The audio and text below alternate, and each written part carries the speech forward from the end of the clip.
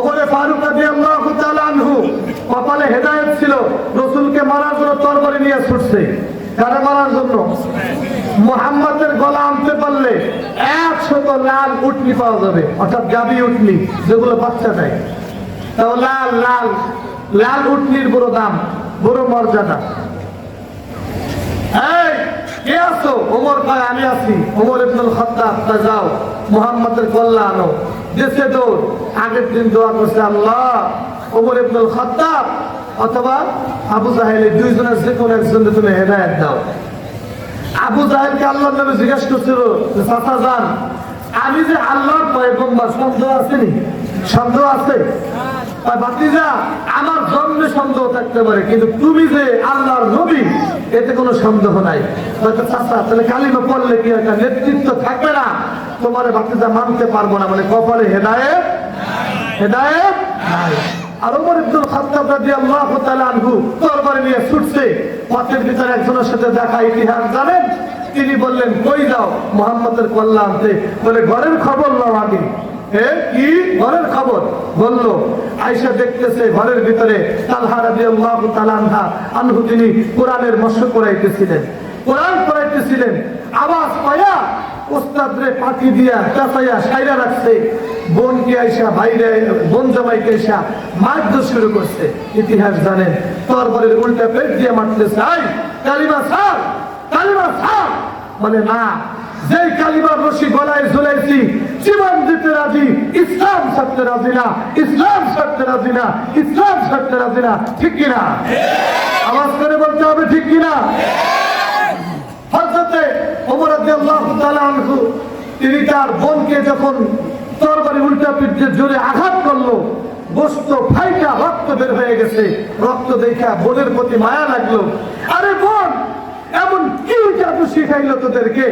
এমন কি জাদু দিয়া তোদেরকে আটকায়া দিল যে মার খায়া রক্ত বের হইতেছে, তাও ইসলাম ছাড়তে রাজি হস না, জীবন দিতে রাজি হয়ে যা?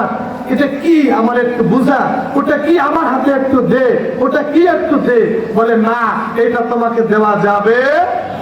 ধরে বলেন, আগে যাও পবিত্র হয়ে আসো, যাও।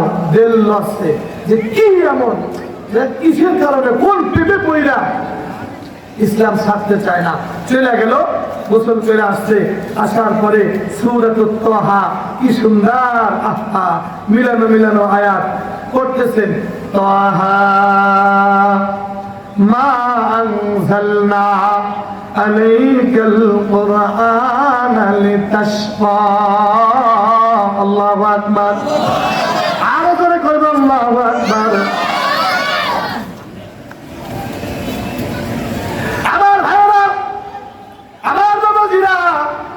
কথা যদি অন্যদিকে চলে গেছে, শেষ করে আবার জায়গা মতো যাবো ইনশাআল্লাহ।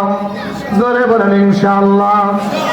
এইবার হযরত ওমর ফারুক রাদিয়াল্লাহু তাআলা আনহু তার চোখ দিয়ে পানি পড়তেছে। এবার কয়, বলবে আমারে মুহাম্মাদের দরবারে নিয়ে চলো। হযরত মুহাম্মদ রাসূলুল্লাহ সাল্লাল্লাহু আলাইহি ওয়াসাল্লাম গুহার ভিতর অবস্থান করতেছে। ওমরে ফারুকের ঘোড়া নিয়ে যাইতেছে। সাহাবায়ে কেরামরা রেডি। আজকে যদি ওমর রাসূলকে কিছু বলে, ছাড়বো না। তরবারি নিয়ে রেডি, বলে থামো। হযরত ওমরে ফারুক রাদিয়াল্লাহু তাআলা আনহু এসে বলে, ইয়া রাসূলুল্লাহ, ইয়া হাবিবাল্লাহ, আমি হাজির হয়ে গেছি। আপনার মাথা নিতে আসছিলাম, আমার মাথা আপনার পায়ে আমি লুটাইয়া দিলাম। মুহাম্মাদের হাতে হাত দিয়া কালিমা পড়ে মুসলমান হয়ে গেছে। সুবহানাল্লাহ। ইয়া রাসূলুল্লাহ, ইয়া হাবিবাল্লাহ, আমার কাজ কি এখন? বলে, তোমার কাজ হলো এখন তুমি কালিমা পড়ছো, মুসলমান হয়েছো, এইবার তোমার কাজ হলো দাওয়াত দেওয়া।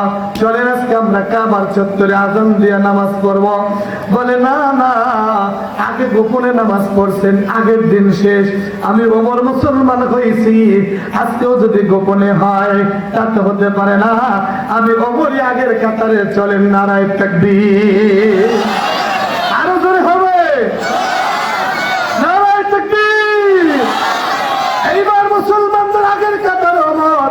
ওমরের চিন্তা ছিল হেদায়েত নেওয়ার, ওইটা কি দেখা ওটার ভিতরে জানার জন্য আগ্রহ তৈরি হয়েছে। আল্লাহ কয়, হেদায়েতের আমি তোমার অন্তরে জ্বালায়া দিলাম।